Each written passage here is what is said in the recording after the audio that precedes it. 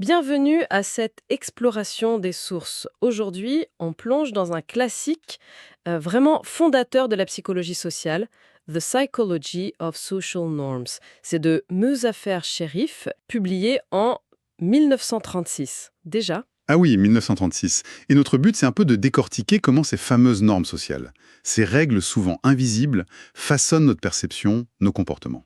Exactement. Comment elles nous influencent sans même qu'on s'en rende compte la plupart du temps. C'est une question, mais fondamentale, que Shérif pose là. Comment l'individu et la société interagissent, s'influencent mutuellement.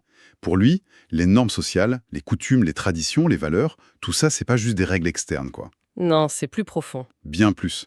Elles finissent par s'intérioriser. Elles deviennent des cadres, en fait, qui structurent notre expérience même du monde. Notre propre groupe, notre culture, comme la seule référence valable, la seule façon normale de voir les choses. Et du coup, on juge tout le reste à partir de ça, sans même y penser. C'est ça. Bon, alors allons-y, explorons ça. Creusons un peu. Shérif part d'un constat assez simple, finalement. Nos besoins de base, manger, dormir, se reproduire, s'abriter. Oui, ça c'est universel, on est d'accord. Voilà. Mais comment on satisfait ces besoins? Ah bah là, ça change tout.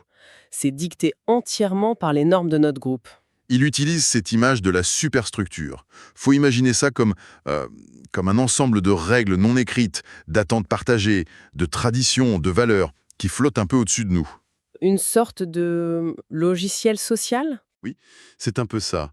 Et ces logiciels finissent par organiser nos interactions et même dicter comment on doit satisfaire nos besoins les plus élémentaires. Et Shérif dit, attention, Oui. même les chercheurs, les scientifiques, ils peuvent être piégés là-dedans, prisonniers de leur propre superstructure culturelle, et du coup, ils manquent de recul. C'est un point important, ça. Et pour illustrer cette relativité, cette puissance des normes, il utilise des exemples anthropologiques qui sont fascinants. Ah oui, les exemples sont frappants. Comme la perception de la ressemblance chez les Trobriandais, étudiée par Malinowski. Chez eux, c'est normal, c'est même attendu de dire qu'un enfant ressemble à son père. D'accord, jusqu'ici tout va bien. Oui. Mais attention, si tu suggères qu'un enfant ressemble à son frère, Ce qui serait logique si les deux ressemblent au père. logique pour nous. Mais là-bas, non. C'est une offense grave, presque une hérésie, il dit. C'est fou ça. La norme sociale qui tord la perception visuelle attendue. Carrément. La convention prime sur l'observation, ou du moins sur ce qu'on peut en dire. C'est un exemple vraiment saisissant. Et ça ne s'arrête pas là, il me semble. La perception du temps aussi. Ah oui, le temps, hein. On croit que nos heures, nos semaines, c'est universel. Mais alors, pas du tout. Shérif parle des Andamanais. Mhm. Eux, ils avaient un calendrier des odeurs. Des odeurs. Comment ça? Mais leur vie, leur magie, tout tournait tellement autour des senteurs que ça devenait leur repère principal pour marquer le temps qui passe. Incroyable. Et il y a d'autres exemples, non? Oui, oui. Les habitants des Marquises, ils avaient des sortes d'horloges à feu. Une corde en tapas avec des nœuds qui brûlaient lentement. Ah oui, je vois.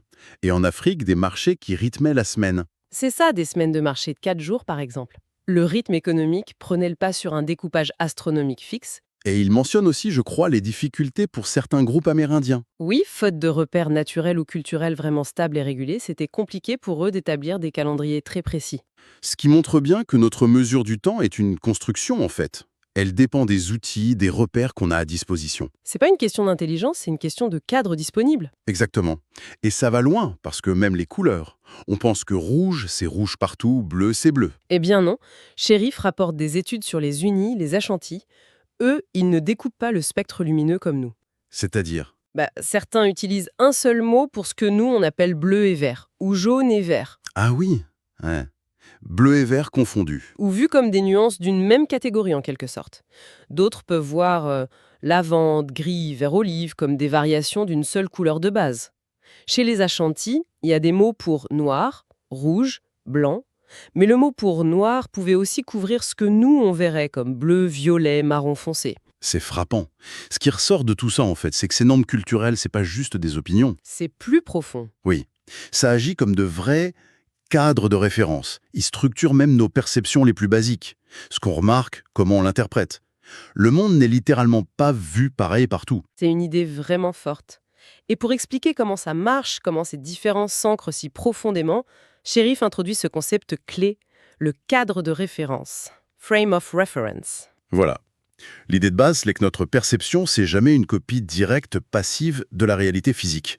Le contexte est absolument crucial. Le point de comparaison change tout. Il donne des exemples simples, non? Pour qu'on comprenne bien. Oui, des classiques de la psycho expérimentale. L'eau tiède. Ah oui, elle paraît froide si on sort la main de l'eau chaude et chaude si on sort de l'eau froide. Alors que l'eau, elle, n'a pas changé de température. Exactement. La sensation est relative au point de référence juste avant. Ou le carré gris sur fond noir ou blanc. C'est ça. Le même gris semble plus clair sur fond noir, plus foncé sur fond blanc. Contraste simultané. Notre perception de la luminosité dépend totalement de ce qu'il y a autour. Ok, pour la perception simple, je vois. Mais Shérif dit que ça va plus loin. Ah oui, il insiste là-dessus. Ce principe de relativité, cette dépendance au cadre, c'est pas juste pour les sens. C'est un mécanisme psychologique fondamental. Ça marche partout. Partout comment? Pas juste une curiosité de labo. Non, non. En psychophysique, par exemple, le jugement du poids d'un objet. Tu prends un poids de, disons, 96 grammes. Oui. Si tu le présentes dans une série de poids plutôt légers, genre entre 84 et 100 grammes, eh bien ce 96 grammes va paraître lourd. D'accord. Mais si tu présentes le même poids de 96 grammes au milieu d'une série plus lourde, mettons entre 92 et 108 grammes, Il va paraître léger. exactement, les gens établissent, sans s'en rendre compte, une échelle subjective basée sur toute la série. Le cadre change le jugement. C'est contre-intuitif. Mais ça illustre bien le truc. Et ailleurs. Ça marche aussi pour nos goûts. Oui, Sheriff cite des études comme celle de Wells ou Hollingworth. Nos préférences esthétiques pour la musique, les images, elles sont pas absolues. Elles s'organisent autour de standards, qui peuvent être perso ou venir du groupe. Et en perception, la gestalt. Oui, la Gestalt a beaucoup insisté sur l'importance du fond pour percevoir la figure. Une ligne, on la voit horizontale ou verticale seulement par rapport au reste du cadre visuel. C'est vrai. Et même notre mémoire est concernée. J'ai lu ça. Tout à fait. Sheriff reprend les travaux de Hal Bowachs sur la mémoire collective. Nos souvenirs, c'est pas des enregistrements bruts. Ils sont organisés, rappelés, en fonction de cadres sociaux partagés. Les chefs Swazi à Londres. Ah oui, l'exemple de Bartlett Allegan, c'est excellent. Il se souvenait très précisément d'un détail, un policier londonien qui lève la main pour régler la circulation. Pourquoi ce détail-là? Parce que ce geste, pour eux, ressemblait à leur propre salut traditionnel Swazi. Du coup, ça s'est intégré direct dans leur cadre de référence culturelle. C'est devenu hyper marquant pour eux. Fascinant. La mémoire sélectionne et réorganise selon nos propres codes. C'est ça. Et même nos émotions, le plaisir, le déplaisir. C'est relatif aussi. Sheriff cite Bibbe Center. Un sujet juge deux stimuli indifférents sur une échelle globale. Oui. Mais quand on lui demande de les comparer l'un à l'autre, il dit que l'un est plus plaisant. Alors qu'ils sont dans la zone indifférente. Simplement parce que, à l'intérieur de cette zone d'indifférence mentale, l'un est un tout petit peu plus haut que l'autre. Même l'indifférence est relative, tu vois. D'accord, je vois. Et ça touche même à la personnalité. Le succès, l'échec. Absolument. L'expérience subjective du succès ou de l'échec, ça dépend pas de la performance brute objective. Ça dépend de notre niveau d'aspiration. C'est ce qu'ont montré fait Franck. C'est-à-dire les objectifs qu'on s'est fixés soi-même. Voilà, le même résultat peut être un succès pour l'un, un échec pour l'autre, selon leurs attentes initiales. Donc, si on prend un peu de recul, Ce que Sheriff met en lumière, c'est que ce mécanisme de relativité est partout. Notre expérience psychoperception, jugement, mémoire, émotion, même l'évaluation de soi, elle est constamment façonnée par des cadres de référence. qu'ils soient internes ou externes. Oui, internes comme nos attentes, nos expériences passées. Ou externes, le contexte, les standards du groupe. Et sa grande idée, c'est que les normes sociales, ce sont des cadres de référence particulièrement puissants. Et envahissants. D'accord. On voit bien la puissance de ces cadres. Mais alors, la question qui vient, c'est comment ils se forment, concrètement, surtout au niveau d'un groupe? Comment une norme partagée émerge de rien? C'est exactement la question que Sheriff s'est posée. Il connaissait les études d'avant, Moïd, Alport, sur la facilitation sociale, le fait qu'on est parfois meilleur en groupe, Ou moins bon, parfois? ou moins bon, oui, ou cet effet de nivellement, où en groupe on a tendance à modérer nos jugements, à aller vers la moyenne. Oui. Mais Sheriff, lui, il voulait voir la naissance, le moment où une norme se crée, là où il n'y en avait pas avant, dans une situation vierge en quelque sorte. Et c'est là qu'intervient son expérience célèbre. Exactement. L'expérience basée sur l'effet autocinétique. C'est un phénomène visuel assez étrange. Rappelle-nous ce que c'est. Tu mets quelqu'un dans le noir complet, vraiment le noir total, et tu projettes un tout petit point lumineux fixe. Eh bien, la personne a l'impression que ce point bouge de façon erratique, alors qu'il est parfaitement immobile, Pourquoi? parce qu'il n'y a aucun repère visuel autour. Le cerveau ne sait pas où le situer, donc il interprète ça comme un mouvement. C'est une situation super ambiguë, pas structurée du tout. Le terrain idéal pour voir émerger une structure, j'imagine. Qu'est-ce qu'il a fait avec ça? Alors, première étape, il teste des gens tout seuls, dans le noir, avec le point. Chacun doit dire plusieurs fois de combien le point semble bouger. Et là, Ce qu'il observe, c'est que chaque personne, au fil des essais, développe sa propre norme, inconsciemment. Une sorte de fourchette de mouvement perçu, genre ça bouge entre 5 et 10 cm, et un point de référence autour duquel ça varie. Mais surtout, oui, ces normes personnelles, elles sont très différentes d'une personne à l'autre. Chacun sa petite règle interne. d'accord, seul, chacun crée sa référence dans le flou. Et après, Après, il prend des gens qui ont déjà leurs normes perso bien établies et différentes, il les met ensemble dans la pièce, et ils doivent donner leurs estimations à voix haute. et là, le groupe agit. Et comment? Au début, leurs estimations sont différentes, elles reflètent leurs normes individuelles. Mais très vite, essai après essai, en s'écoutant les uns les autres. Et convergent. Ils convergent. Leurs jugements se rapprochent. Ils s'influencent mutuellement, souvent sans s'en rendre compte, et ils finissent par tomber d'accord sur une estimation moyenne, une sorte de norme commune propre à ce groupe-là. Et les normes individuelles du début? Elles sont abandonnées, remplacées par la norme collective qui vient de naître. L'influence du groupe crée une convergence. Mais il y avait une autre condition, encore plus intéressante, non? Oui, et c'est peut-être le plus révélateur. Il prend des participants tout neufs qui n'ont jamais fait l'expérience seuls. Il les met direct en groupe, dès le départ. D'accord. Là, sans surprise, le groupe établit d'emblée une norme commune, un consensus sur le mouvement. Mais le truc crucial, c'est ce qui se passe après. Quand il les reteste, Exactement. Quand Shérif reteste ces mêmes personnes individuellement après l'expérience de groupe, eh bien, elles continuent à utiliser la norme qui avait été fixée par le groupe. ah ouais, Même seules, même seul. elles l'ont internalisée. C'est devenu leur propre cadre de référence personnelle, même sans les autres. C'est assez énorme comme résultat. Donc, face à l'incertitude en structure, seul on bricole une norme perso, en groupe on négocie, même sans le savoir, une norme commune. C'est ça. Et cette norme de groupe, une fois qu'elle est là, elle devient une référence interne solide pour l'individu. Exactement. Pour Shérif, c'était un modèle expérimental parfait pour comprendre comment les normes sociales, les coutumes, les traditions, les valeurs émergent et se transmettent dans la société.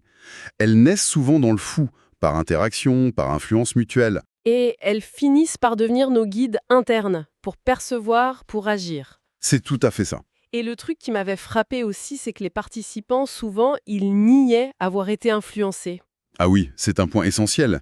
Il disait non, j'ai donné mon estimation objective, alors que les chiffres montraient clairement la convergence. Ça montre à quel point cette influence sociale peut être subtile, inconsciente. Tout à fait. Et ces normes collectives, elles ne sont pas toujours neutres, loin de là. Beaucoup sont chargées émotionnellement, affectivement. Ce sont les valeurs sociales. Le patriotisme, la propriété, la politesse. Voilà. Ce qui est bien, mal, désirable, choquant, ce sont des normes qui déclenchent des émotions fortes, qui orientent nos jugements.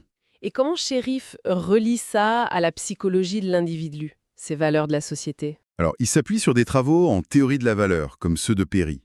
Il propose un mécanisme. Une valeur qui domine dans la société, par exemple la liberté d'expression, c'est fondamental, elle est petit à petit internalisée par l'individu, pendant sa socialisation. Par l'éducation, la famille, les médias. Oui. Et cette valeur, une fois internalisée, elle devient une attitude, c'est-à-dire une prédisposition stable à penser, à ressentir, à agir d'une certaine manière par rapport à l'objet de la valeur.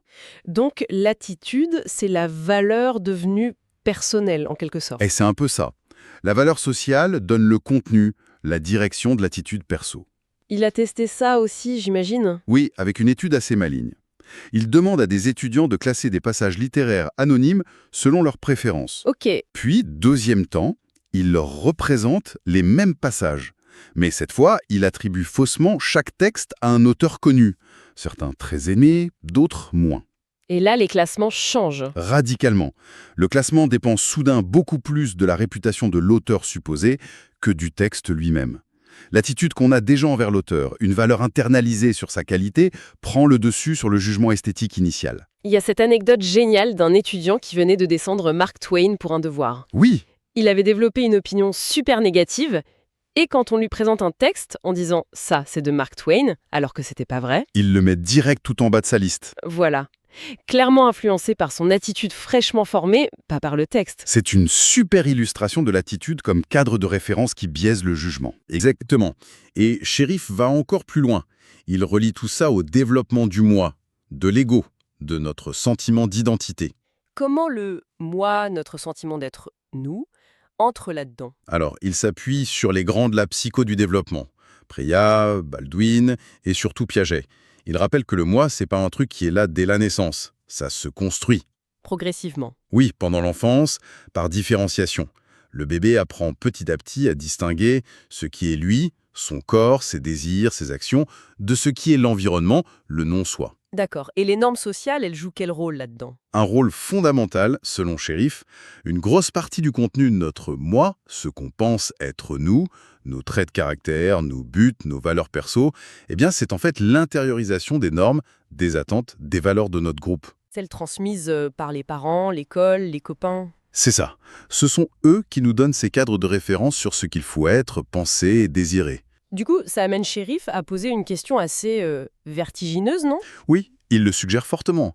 Notre moi, le plus intime, notre sentiment d'être unique, ne serait-il pas en grande partie le social internalisé en l'homme, une construction façonnée par ces cadres collectifs? C'est une perspective puissante. Ça éclaire des concepts comme le niveau d'aspiration dont on parlait. Oui, le succès ou l'échec sont relatifs au but du moi. Et ces buts sont souvent dictés par les normes sociales de réussite. Et ça éclaire aussi ce que Cherif appelle le déplacement du moi, l'ego misplacement. C'est quoi exactement? C'est l'idée que notre sentiment d'identité, ce qui nous définit, ce qui nous touche personnellement, c'est pas fixe. Ça peut se déplacer, s'attacher à différents objets, différents statuts. En fonction des normes sociales, ce qui nous valorise ou nous offense dépend énormément de notre place perçue dans la structure sociale. T'as des exemples? Oui, Cherif en donne, tiré d'observations ou de la vie courante, surtout dans les relations entre groupes, races, classes sociales. La façon dont on réagit à quelqu'un peut changer du tout au tout selon la caste sociale dans laquelle on le met. Ah oui. Il cite ce cas, dans le sud des USA des années 30, d'un voyageur hindou. Au début, on le prend pour un noir, on le traite comme tel, avec toutes les restrictions de l'époque, puis il arrive à prouver qu'il est hindou, donc non noir selon les catégories locales. Et tout change. Tout change. La perception, le traitement, le statut social défini par la norme a complètement écrasé l'individu réel. Il y a aussi cet exemple des locataires blancs horrifiés qu'une famille noire emménage au sous-sol. Alors qu'il côtoie sans problème le concierge noir de l'immeuble tous les jours. C'est pas la personne qui compte, c'est le statut social assigné par la norme. Locataire égale menace, concierge égale OK dans son rôle. C'est criant. Et même les relations hommes-femmes. Pareil, ce qui est attendu, permis, insultant, ça dépend totalement des normes culturelles internalisées liées à notre moi genré. Cherif prend l'exemple de la demande en mariage. Chez nous, à l'époque, c'était l'homme qui devait faire le premier pas. Oui. Mais il cite les habitants de l'île d'Eddystone, en Mélanésie. Là-bas, une femme intéressée par un homme pouvait lui voler son panier et partir en courant. C'était ça le signe. C'était ça, hein. Ça signifiait son intérêt. L'ego, les attentes, le sens des gestes, tout est défini par la norme locale. Bon alors, si on essaie de synthétiser tout ça, l'analyse de Cherif, même si elle date de 1936, elle reste incroyablement d'actualité, non? Ah oui, complètement. Ce qu'il nous montre, c'est que les normes sociales, c'est pas juste des règles de conduite externes, c'est bien plus. Ce sont des cadres de référence Fondamentaux, souvent inconscients. qui façonnent activement notre perception la plus intime de la réalité. Elles naissent de nos interactions, surtout quand c'est flou, ambigu. L'expérience autocinétique le montre parfaitement. C'est ça. Et une fois qu'on les a internalisées, ces normes deviennent le socle de nos valeurs, de nos attitudes. Et même d'une grande partie de notre sentiment d'identité, de notre moi. Du coup, ça remet sérieusement en question l'idée d'une nature humaine fixe, universelle, immuable. Ah, mais complètement. Si nos comportements, nos motivations, nos perceptions, même nos émotions sont si malléables par les cadres culturels qu'on absorbe, Cherif montre une plasticité énorme de notre psychologie face au social, à la culture. tout à fait. Il remet en cause une vision purement biologique, instinctive de l'humain. Il parle même de survivance culturelle. C'est-à-dire, Des normes, des croyances qui persistent dans une société alors même que les conditions ont changé, qu'elles ne sont peut-être plus adaptées, plus fonctionnelles. Et ça peut créer des frictions, des conflits. Bien sûr. Et pour finir, peut-être une pensée pour laisser matière à réflexion. Si nos perceptions les plus élémentaires, voir un point bouger, juger un poids, si nos goûts, nos valeurs et même notre sentiment d'être soi sont si profondément tissés de social, souvent sans qu'on le sache, quelle part de la réalité qu'on vit tous les jours est vraiment objective et quelle part est une sorte d'architecture invisible, une matrice culturelle qu'on habite tous ensemble sans toujours en voir les murs?